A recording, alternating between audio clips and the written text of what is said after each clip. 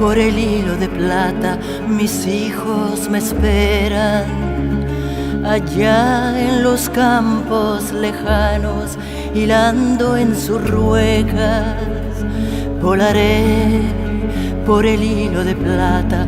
Yo soy el espíritu de la seda, vengo de un arca misteriosa y voy hacia la niebla. Que cante la araña en su cueva, la araña en su cueva, que el ruiseñor medite mi leyenda. Que la gota de lluvia se asombre al resbalar sobre mis alas muertas.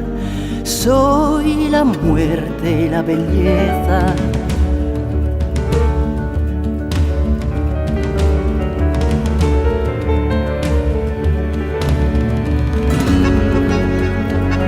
Hilé mi corazón sobre carne para rezar en las tinieblas, y la muerte me dio dos alas blancas, pero cegó la fuente de mi seda.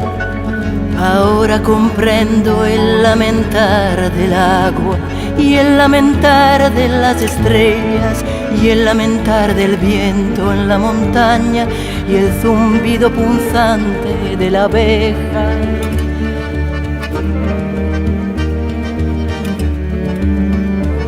Porque soy la muerte y la belleza, la muerte y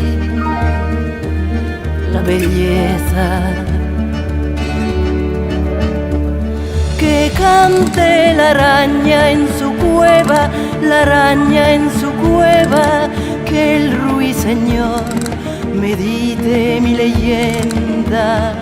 Que la gota de lluvia se asombre al resbalar sobre mis alas muertas. Soy la muerte y la belleza.